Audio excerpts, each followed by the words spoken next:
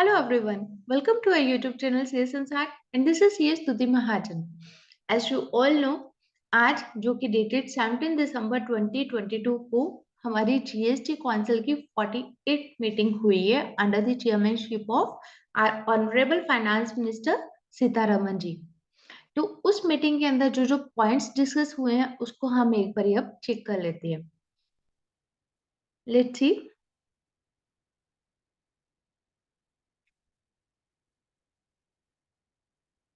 इस press meeting को लेके जो प्रेस रिलीज आई है तो उसके अंदर कई सारे पॉइंट्स हैं जो कि उन्होंने मीटिंग में जो भी कंसिडर किए हैं तो वो सारे पॉइंट्स उन्होंने कवर किए हैं, उसको हम अभी डिस्कस करेंगे। तो सबसे पहले इस मीटिंग के अंदर उन्होंने जो टैक्स रेट्स है कुछ आइटम के ऊपर कम किए हैं, जैसे कि हम देखेंगे husk of pulses including silica and concentrates including चुन्नी चूड़ी और खंडा। उसका जो जीएसटी के अंदर पहले रेट था 5% से कम करके उन्होंने नील रेटेड के अंदर उसको डाल दिया है। एंड सेकेंड आइटम कौन से उन्होंने कम किया है, ethyl alcohol supply to the refineries for blending with motor spirit petrol के लिए। तो उसका जो रेट ऑफ टैक्स था जीएसटी के अंदर 18%, उसको रिड्यूस करके उन्होंने क्या कर दिया, 5% के स्लैब के अंदर उसको कवर कर दिया। नेक्स्ट, जो मेंथा एविसिस था उसको भी आरसीएम में कवर कर दिया गया, जिस तरह से मेंथा ऑयल को कवर किया गया था।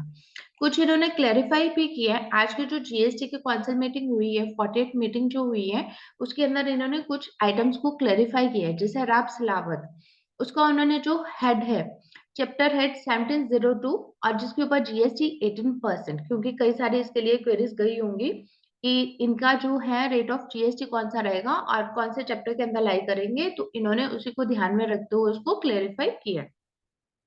फ्राइम्स, जो कि हम लोग पापड़ जिसे हम बोलते हैं, पापड़ जो घर में जो फ्राई करके जो बनाते हैं, तो फ्राइम्स के ऊपर जो जीएसटी का रेट है 18% है और उसका चैप्टर नंबर कौन सा, 1905-9030।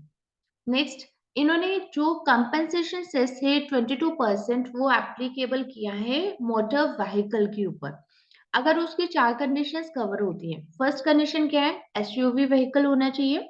सेकंड, इंजन कैपेसिटी उसकी 1500 सीसी से ज्यादा हो। थर्ड, लेंथ अगर हम देखें तो उसकी 4000 से ज्यादा होनी चाहिए। और ग्राउंड क्लियरेंस अगर हम देखते हैं तो उसकी 170 से ज्यादा होनी चाहिए। एसयूवी, इंजन कैपेसिटी, लेंथ और ग्राउंड क्लियरेंस, ये चार क्राइटेरिया अगर सेटिस्फाई होते हैं तो उस केस में व्हीकल के ऊपर आपका जो कंपनसेशन सेस है वो 22% एप्लीकेबल कर दिया गया है। ठीक है, नेक्स्ट हम देखते हैं इन्होंने क्या बोला कि कोई भी जीएसटी एप्लीकेबल नहीं होगा किसके ऊपर, अगर आपने रेजिडेंशियल ड्वेलिंग को रेंट किया है रजिस्टर्ड पर्सन को। अगर आपने एक रेजिडेंशियल ड्वेलिंग है उसको आपने रजिस्टर्ड पर्सन को भले ही आपने रेंट आउट किया है और वो उसने पर्सनल यूज के लिए रखा है तो उसके ऊपर कोई भी जीएसटी है वो नहीं लगेगा। हाँ, बिजनेस पर्पज के लिए तो उसके लिए अलग ट्रीटमेंट रहेगी, लेकिन अगर उसने पर्सनल पर्पस के लिए दिया है, चाहे वो पर्सन जीएसटी के अंदर रजिस्टर्ड है और रेजिडेंशियल ड्वेलिंग है, रेजिडेंशियल प्रॉपर्टी है, रेजिडेंस के लिए ही यूज हो रही है, तो कोई जीएसटी उसके ऊपर एप्लीकेबल नहीं होगी। ठीक है, तो नेक्स्ट हम देखते हैं इन्होंने कौन सा मैया यहाँ पे ऑप्ट किया, डीक्रिमिनलाइजेशन अंडर द जीएसटी। जैसे ये आया ना, ये वाला जो वर्ड था ना, इस वर्ड को लेके ना बहुत सारे मेरे पास जैसे क्वेरीज आई, व्हाट्सएप के ऊपर भी मैसेजेस फ्लोट हुए कि डीक्रिमिनलाइजेशन क्या मीनिंग है। क्रिमिनलाइजेशन का मीनिंग क्या है, क्रिमिनल, कि कोई ऑफेंसेस जिसको क्रिमिनल ऑफेंस ट्रीट किया गया था तो उसको डीक्रिमिनलाइज कर दिया गया, मीन्स वो क्रिमिनल ऑफेंसेस की लिस्ट में से उसको निकाल दिया गया। ठीक है, तो ये आपने मान के चलना है। तो इसके अंदर हम क्या देखेंगे, जो हमारी प्रोसिक्यूशन की लिमिट होती थी वो 1 CR थी, तो उन्होंने 1 CR से 2 CR उसकी मिनिमम थ्रेशोल्ड लिमिट जो टैक्स अमाउंट की, अगर प्रोसिक्यूशन में जाना चाहता हो केस तो उसके लिए उन्होंने 2 CR कर दिया। नेक्स्ट, जो कंपाउंडिंग अमाउंट है उसको भी उन्होंने 50 to 150% की जो टैक्स अमाउंट होती थी उसको भी कम करके 25% to 100% उन्होंने कर दिया। और नेक्स्ट अगर हम देखते हैं कि ये जो अभी वर्ड मैंने जो आपको एक्सप्लेन किया, क्रिमिनलाइज को डीक्रिमिनलाइज, मीन्स जो क्रिमिनल ऑफेंस था उसको खत्म कर दिया। तो कौन से तीन जैसे उन्होंने खत्म किए, first one, obstruction of preventing any officer in discharge of his duties, तो पहले इसे क्रिमिनल ऑफेंस कंसिडर किया जाता था, अब उन्होंने इसको क्रिमिनल ऑफेंस की लिस्ट में से इसको खत्म कर दिया है। Second, deliberate tampering of material evidence, and the third one is failure to supply the information. ठीक है, अगर कोई आपके ऑफिसर को इसी तरह प्रिवेंट किया है उसको अपनी ड्यूटीज डिस्चार्ज करने के लिए, या फिर आपने कोई मटेरियल एविडेंस जो है उसको जानबूझ के उसके साथ कोई छेड़खानी की है, या जो सप्लाई ही इंफॉर्मेशन जो आपको डिपार्टमेंट को देनी थी, ऑफिसर को देनी थी, आपने नहीं दी है, तो इन केसेस में इसे क्रिमिनल ऑफेंस नहीं कंसिडर किया जाएगा। ठीक है, अब हम नेक्स्ट देखते हैं। इसके अंदर अभी ये जितने भी पॉइंट्स आए हैं, जो भी प्रेस रिलीज के अंदर जो भी पॉइंट्स आए हैं, अभी इनके कई सारे पॉइंट्स ऐसे हैं जिसके लिए क्लैरिटी अभी आएगी हम लोगों के पास। तो जैसे जैसे क्लैरिटी आती जाएगी या फिर हमारे पास आने वाले टाइम में आप मान के चलो कि बहुत सारे सर्कुलर्स और नोटिफिकेशन आएंगे, और जैसे वो आएंगे तो उसको भी हम आपके साथ डिटेल में डिस्कस करते चलेंगे। अब हम नेक्स्ट पॉइंट इसके अंदर देखते हैं। इसके अंदर इन्होंने क्या बोला, facilitate e commerce for micro enterprises.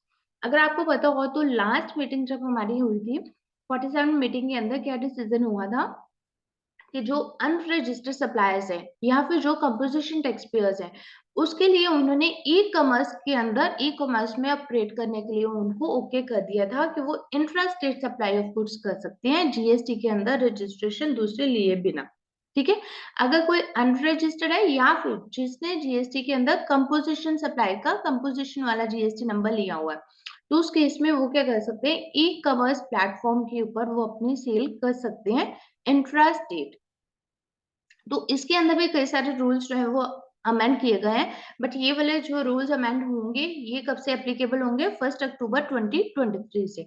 तो उसके लिए अभी 10 मंथ्स का तो बड़े आराम से अभी तक हमारे पास टाइम है, 9.5 10 मंथ्स का है, तो तब तक तो और भी बहुत सारी इसकी क्लैरिटीज आ जाएंगे। अब हम नेक्स्ट अगर चलें तो नेक्स्ट पॉइंट के अंदर क्या है, नेक्स्ट पॉइंट क्या कंसिडर करते हैं कि supply of goods from a place outside the taxable territory to another place outside the taxable territory. ठीक है, इस पॉइंट को अगर हम देखते हैं तो para 7, 80 and 8B were inserted in Schedule 3 of CGST Act 2017 with effect from 1st February 2019 to keep certain transactions or activities such as supply of goods from a place outside the taxable territory to another place outside the taxable territory। ठीक है, इसका meaning क्या हुआ, दोनों places taxable territory हमारी कौन सी हो गई, इंडिया। दोनों प्लेसेस इंडिया से बाहर है, जैसे कोई चाइना से अमेरिका तक अगर कोई गुड्स जा रहे हैं तो उसके ऊपर जीएसटी नहीं लगेगी। तो इन्होंने क्या बोला कि ये कब से एप्लीकेबल हुआ था, 1 फरवरी 2019 से। High sea sales and supply of warehouse goods before their home clearance outside the purview of GST. ठीक है, अगर वो इंडिया से बाहर बाहर है तो उन्होंने बोल दिया कि वो जीएसटी के परव्यू से बाहर रहेंगे, लेकिन कौन से पीरियड से, 1 फरवरी 2019 से।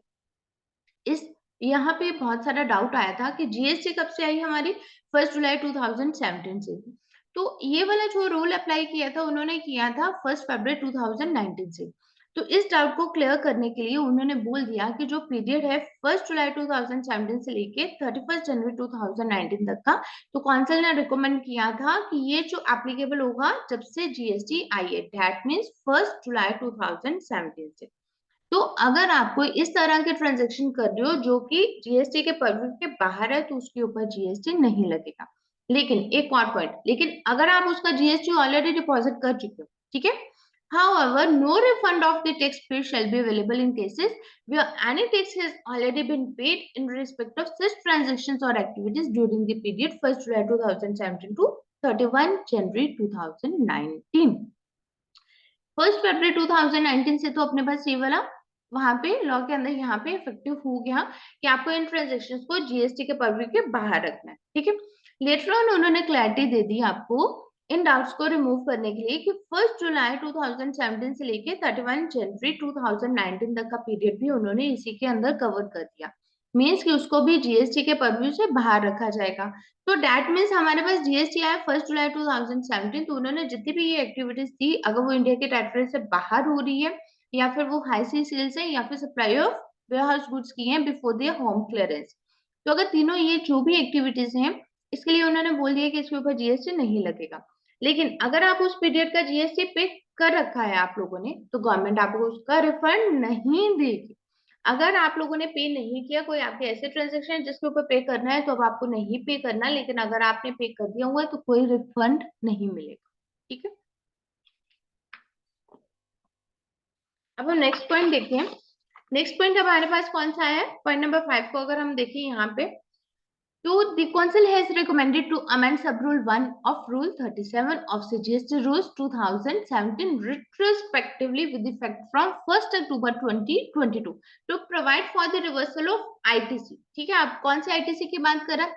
एज यू ऑल नो कि अगर हमने सप्लाई की पेमेंट 180 डेज तक नहीं की तो उस केस में हम उसका ITC भी नहीं ले सकते, लेकिन जब हम 180 डेज की बात कर देते हैं तो उसका हम क्लेम कर लेते हैं। तो उसके लिए उन्होंने क्या बोला, अगर आपने सप्लायर की पेमेंट नहीं की, ठीक है, तो पूरा आईटीसी आपको रिवर्स नहीं करना, ओनली आपको प्रोपोर्शनेटली रिवर्स करना to the amount not paid to the supplier viz the value of the supply including tax payable. That means let us suppose हम कहते हैं कि हमने सप्लायर की पेमेंट करनी थी 10 लाख, हमने 180 डेज के अंदर क्या किया, उसका एक बिल था हमारे पास 10 लाख का, हमने उसका 5 लाख पे कर दिया और 5 लाख हमने पे नहीं किया। तो उस केस में हम क्या करेंगे, 5 लाख तक का जितना आईटीसी बनता होगा, सेम वे में जितना भी हमारे बिल के अंदर जितना आईटीसी बनता होगा, 50% आईटीसी हम क्लेम कर लेंगे और 50% जो है उसका हम रिवर्सल दे देंगे, 50% हम आईटीसी क्लेम नहीं करेंगे। तो उसके लिए उन्होंने बोला है कि ये जो प्रोपोर्शनेट अब करे, जो आईटीसी है अब क्या होगा, प्रोपोर्शनेट क्लेम कर पाओगे। एक तो रिट्रोस्पेक्टिव इफेक्ट से कर पाओगे 1 अक्टूबर 2022 से, मीन्स 2 मंथ्स पहले से ही आप कर पाओगे। तो उसके लिए जो रूल 37 है, सब रूल 1 है, उसको अमेंड किया जाएगा। अब हम नेक्स्ट पॉइंट देखते हैं।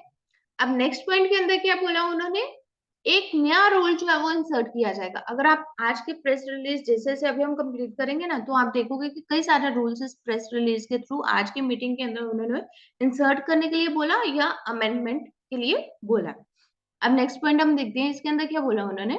The council recommended to insert rule 37A in CGST rules 2017 to prescribe the mechanism for reversal of ITC by a registered person in the event of non-payment of tax by the supplier by a specified date। Same way, अगर supplier को आपने payment नहीं की 180 days के अंदर, तो आप उसका आईटीसी रिवर्स करेंगे और फिर जब आप उसकी पेमेंट कर देंगे तो दोबारा से जब आप उसको अवेल करेंगे, तो उसके लिए उन्होंने क्या बोला है कि एक नया रूल जो है रूल 37A को इंसर्ट किया जाएगा, जो रूल रेगुलेट करेगा इन कंडीशंस को कि कौन से कंडीशन के अंदर कि जब आपने सप्लायर को पेमेंट नहीं किया 180 डेज में, तो आपने उसको रिवर्सल देना है, और जब आपने उसकी पेमेंट कर दी है तो आप उस आईटीसी को दोबारा से क्लेम कर पाओगे। तो इसके लिए हमारे पास कौन सा रूल अब आ गया, 37A।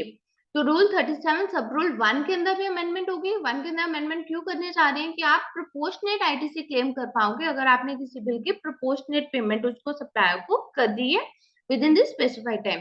और 37A क्या रेगुलेट करेगा उसको इंसर्ट करिए। अगर आपने पेमेंट नहीं की है और बाद में जब आप पेमेंट कर देते हो, तो पेमेंट नहीं की तो आईटीसी को रिवर्स करोगे, जब बाद में कर दोगे आप पेमेंट तो उस आईटीसी को क्लेम करोगे, तो उसको रूल 37A के थ्रू आप उसको क्लेम करोगे। ठीक है, अब हम नेक्स्ट देखते हैं। नेक्स्ट के अंदर उन्होंने क्या बोला कि अगर आप अपील फाइल करना चाहते हो, ठीक है, तो अपील फाइल करने के लिए भी उन्होंने क्लैरिटी अभी इसके अंदर भी आएंगे, प्रोवाइड करेंगे, आपको क्लैरिटी प्रोवाइड करेंगे कि अपील फाइल करने के लिए कैसे की जाएगी। और अगर आप अपनी अपील को, नेक्स्ट पॉइंट के अंदर वो क्या कह रहा है कि अगर आप अपनी अपील की एप्लीकेशन को विड्रॉ करने चाहते हो तो उसके लिए भी किस तरह से हेल्प की जाएगी। नेक्स्ट अगेन उन्होंने वही बोला है कि सर्कुलर जो है उसके लिए अभी आएगा, नो क्लेम बोनस के लिए जो भी है उसका भी अभी सर्कुलर आएगा, अगर कोई ट्रीटमेंट कैसे करनी है statutory dues under GST law उसका भी अभी सर्कुलर जो है वो आएगा। अब हम नेक्स्ट पॉइंट देखते हैं, 11 पॉइंट इसके अंदर जो इम्पोर्टेंट है। पहले क्या होता था कि जीएसटी के अंदर अगर कोई टीसीएस है या टीडीएस है, उसकी वजह से हमने अगर जीएसटी के अंदर रजिस्ट्रेशन ली हुई है, ठीक है, तो उस समय तो हमने ले लिया, लेकिन आज हमें लगा, थोड़े टाइम के बाद हमें लगा कि हमारा इसका कोई यूज नहीं है, कि अब हमारे पास टीसीएस जो जीएसटी में लिया या टीडीएस जो हमने जीएसटी के अंदर लिया, अब उसका नंबर रिक्वायर्ड नहीं है। बट उसको हम कैंसिल नहीं कर सकते थे क्योंकि लॉ के अंदर कोई ऐसी प्रोविजन नहीं थी कि आपने जो जीएसटी का नंबर लिया आप उसको कैंसिल कर पाओ। तो अब क्या है, सब rule 3 of rule 12 of CGST rules 2017, तो रूल 12(3) को अमेंड करने जा रहे हैं, to be amended to provide for facility to the registered persons who are required to collect tax at source under section 52 और deduct tax at source under section 51 of the CGST act 2017 for cancellation of the registration on their request. तो rule 12 sub rule 3 इसको amend किया जाएगा, जिससे क्या होगा, अगर आपको अब रिक्वायर्ड नहीं है, जो आपने टीसीएस के लिए या टीडीएस के लिए नंबर ले रखा है, अब आपको रिक्वायर्ड नहीं है, तो आप उस रजिस्ट्रेशन को अब आप कैंसिल कर पाएंगे। ठीक है। नेक्स्ट पॉइंट में अगेन वही कह रहे हैं कि सर्कुलर जो है वो इशू किया जाएगा क्लैरिफाई करने के लिए कि place of service of transportation of goods इसके अंदर कौन से रहेगी, सेक्शन 12 सबसेक्शन 8 में। ठीक है। और उसकी अवेलेबिलिटी ऑफ आईटीसी जो है to the recipient of supply को कैसे रहेगा, तो ये भी अभी इसके लिए भी सर्कुलर आएगा। जब वो सर्कुलर आएगा उसको हम लोग इंडिपेंडेंटली अलग से इंडिविजुअली डिस्कस कर लेंगे। नेक्स्ट इसी पॉइंट के अंदर उन्होंने रिकमेंड किया है कि proviso it has also been recommended that proviso to subsection 8 of section 12 of the IGST Act 2017 में भी omitted। तो इस proviso को omit करने के लिए भी उन्होंने कहा है। नेक्स्ट अगर हम 13 पॉइंट के अंदर देखते हैं तो उसके अंदर उन्होंने क्या बोला है, अभी भी आपको पता है कि जीएसटीआर के अंदर 3B 2A 2B आईटीसी को लेके बहुत ज्यादा कॉम्प्लिकेशंस आ गई हैं। तो इसके अंदर क्या है, डिपार्टमेंट का क्या प्रीव्यू है कि जो हमारा आईटीसी 2A 2B के अंदर आ रहा है वही आईटीसी हमें 3B में क्लेम करना है। और अगर उसका डिफरेंस आता है तो उसी पॉइंट को लेके उन्होंने क्या बोला है कि आपका जो आईटीसी है जो 2B में है वही आपका 3B में होना चाहिए, जो आपने 3B में लिया वही आपका 2A 2B में होना चाहिए। ठीक है। तो उसके लिए वो कह रहे हैं कि इनकेस अगर आपका आईटीसी वहां पे अलग है तो डिपार्टमेंट कैसे उसको डील करेगा, तो उसके लिए भी सर्कुलर जो है वो इशू किया जाएंगे कि इनकेस अगर आपका फाइनेंशियल 17 18 और 18 19 को लेके अगर आपके आईटीसी के अंदर कहीं कोई डिफरेंसेस आ रही हैं तो डिपार्टमेंट कैसे आपके साथ डील करेगा, तो उसके भी अभी क्लैरिटी आ जाएगी। अब नेक्स्ट आधार, ये जो रजिस्ट्रेशन है जीएसटी के रजिस्ट्रेशन की अगर हम बात करें तो जीएसटी के रजिस्ट्रेशन को लेके इन्होंने काफी सारे ये जो प्रोसेस है उसको थोड़ा सा कॉम्प्लिकेट कर दिया। ठीक है। तो इसके अंदर क्या उन्होंने बोला है, एक पायलट प्रोजेक्ट भी है जो कि गुजरात के अंदर प्रपोज किया गया है, जो कि एक पायलट प्रोजेक्ट गुजरात के अंदर सबसे पहले होगा। तो उसके अंदर क्या है, आधार ऑथेंटिकेशन, तो आपको पता ही है कि जीएसटी के रजिस्ट्रेशन ले रहे हैं तो उसके अंदर हमारी आधार ऑथेंटिकेशन रहती है या फिर फिजिकल वेरिफिकेशन। तो आधार ऑथेंटिकेशन के अंदर भी उन्होंने क्या किया है, बायोमेट्रिक बेस्ड आधार ऑथेंटिकेशन होगी, ये वाली है। तो इसको भी प्रपोज किया गया। Next pan linked mobile number, आपको पता है जीएसटी के रजिस्ट्रेशन ले रहे हैं तो हमें अपना मोबाइल नंबर देना पड़ता है और ईमेल आईडी देनी पड़ती है। तो जो मोबाइल नंबर है उन्होंने बोल दिया कि वो पैन लिंक्ड होना चाहिए, नहीं तो अदरवाइज ये सब चीजें क्यों कर रहे हैं, मतलब जीएसटी की फेक रजिस्ट्रेशन से सेव करने की। क्योंकि बहुत सारी रजिस्ट्रेशन जीएसटी की ऐसी हैं जो कि जिसके नाम के ऊपर पैन है उसको पता ही नहीं है कि जिसका पैन उस जीएसटी के रजिस्ट्रेशन में यूज हो रहा है कि उसने कोई नंबर भी लिया हुआ है। तो ये सारी फेक रजिस्ट्रेशंस को अवॉइड करने के लिए जीएसटी का जो रजिस्ट्रेशन प्रोसेस है उसको थोड़ा सा कॉम्प्लिकेट करके ठीक करना चाह रहे हैं। अब हम अगर नेक्स्ट पॉइंट की ओर चलते हैं तो नेक्स्ट पॉइंट के अंदर क्या कह रहा है, कौन सा सेक्शन डिस्क्राइब कर रहा है, सेक्शन 37 39 44 52। तो ये हमारे कौन से सेक्शंस हैं, किसको रेगुलेट करते हैं, जीएसटी या 1 3B 4 और एनुअल रिटर्न। ठीक है। तो इसके लिए उसने क्या बोला है, to be amended to restrict the filing of returns और statements to a maximum period of 3 years from the due date of filing of the relevant return और स्टेटमेंट। ये जो सेक्शंस हैं इनको अमेंड किया जाएगा, जिससे क्या होगा, ये इनको रिस्ट्रिक्ट कर देंगे कि आप 3 साल के अंदर ही मैक्सिमम आप अपने रिटर्न जो वो दे पाएंगे, 3 साल के बाद तो आप दे ही नहीं पाओगे। अभी तक तो हमारे पास आ रहा है सिक्वेंशियल फाइलिंग ऑफ रिटर्न्स होनी चाहिए। सिक्वेंशियल का क्या मीनिंग है, जीएसटी या 1, पहले लोग क्या करते थे, जीएसटी या 1 दे दो क्योंकि उसमें आपको टैक्स पे नहीं करना, जीएसटी या 3 भी छोड़ दो। जिसने टैक्स पे करना है वो क्या कर रही है, जीएसटी या 3 भी फाइल कर दो, जीएसटी या 1 छोड़ दो। टैक्स तो हमने उतार दिया तो जीएसटी या 1 छोड़ दो ना, क्यों मतलब हमें करना है। ठीक है। तो उन्होंने क्या कर दिया, किसी भी मंथ की आप क्या करोगे, जीएसटी या 1 फाइल करोगे, फिर उसके बाद आप 3B फाइल करेंगे और 3B जैसे ही आप नेक्स्ट मंथ के ऊपर जाओगे अगेन आप 1 फाइल करोगे तभी आप उसको 3B फाइल कर पाओगे। और अक्टूबर 2022 के अंदर तो ये हो गया कि पिछले जितनी भी थे रिटर्न्स आप फाइल करोगे तभी आप अक्टूबर के रिटर्न जो है वो फाइल कर पाएंगे। तो अब उन्होंने और स्ट्रिक्ट करते हुए क्या बोल दिया कि अगर किसी की किसी वजह से रह भी गई है तो आप सिर्फ 3 साल के लिए ही उसको फाइल कर पाओगे और 3 साल के बाद तो आप फाइल ही नहीं कर पाओगे। ठीक है। अब नेक्स्ट पॉइंट को अगर हम देखें तो इसके अंदर उन्होंने क्या बोला है कि ई कॉमर्स ऑपरेटर के ऊपर अगर आप सेल्स कर रहे हो, अपने ई कॉमर्स के थ्रू अगर कोई भी सेल्स कर रही हो, तो उसकी रिपोर्टिंग फॉर्म जीएसटी या 1 में करने के लिए उसको अमेंड किया जाएगा। Next, Rule 88C and Form GST DRC 01B to be inserted in the GST Rules 2017 for intimation to the taxpayer by the common portal about the difference between liability reported by the taxpayer in Form GSTR 1 and in Form GSTR 3B for a tax period where such difference exceeds the specified amount of percentage. अब इसको समझो। ये उन्होंने क्या बोला, rule 88C को insert किया जाएगा और फॉर्म जीएसटी डीएससी 01B। ठीक है।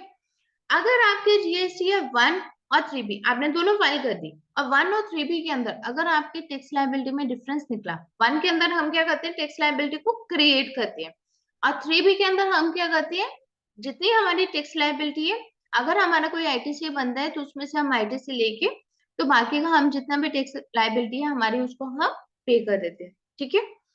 तो दैट मीन्स 1 के अंदर हमने लायबिलिटी क्रिएट की और 3B के अंदर हमने लायबिलिटी को पे किया, तो दोनों के अंदर जो लायबिलिटी है वो आपकी सेम होनी चाहिए।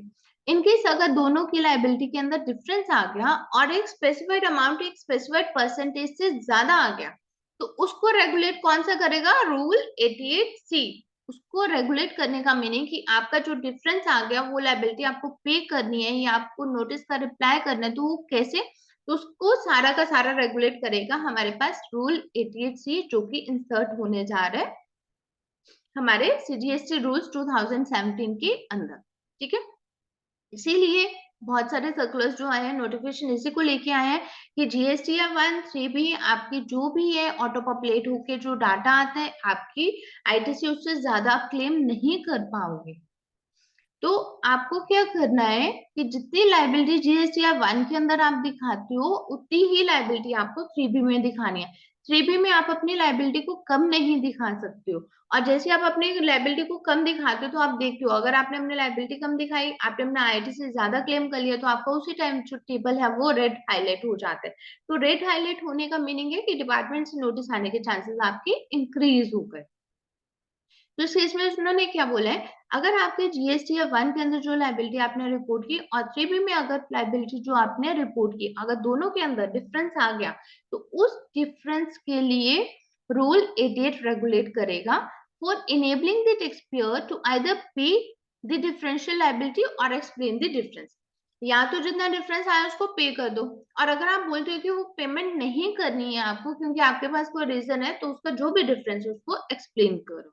अब उसके आगे देखो उन्होंने क्या बोला, further clause d to be inserted in sub rule 6 of rule 59 के अंदर एक क्लोज डी भी इंसर्ट होने जा रहा है to restrict furnishing of form GSTR 1 for a subsequent tax period if the tax payer has neither deposited the amount nor in the intimation nor has furnished a reply explaining the reasons for the amount remaining unpaid।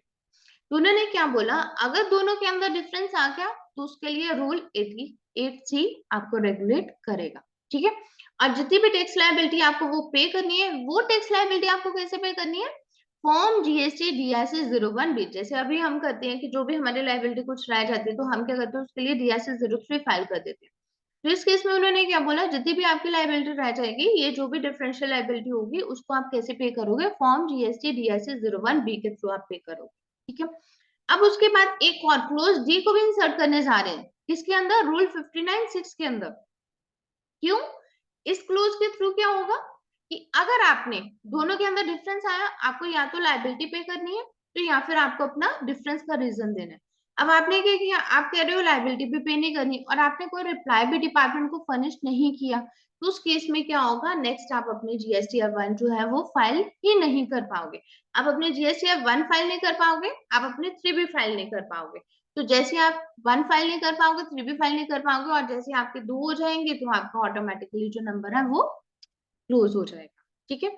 So that means department ने आपको इस तरह से strict कर दिया कि जो department चाहता है आपको वो करना ही पड़ेगा, और अगर आपका डिफरेंसेस आ गया तो आपको टैक्स लायबिलिटी पे करनी पड़ेगी या फिर उसका रिप्लाई देना पड़ेगा।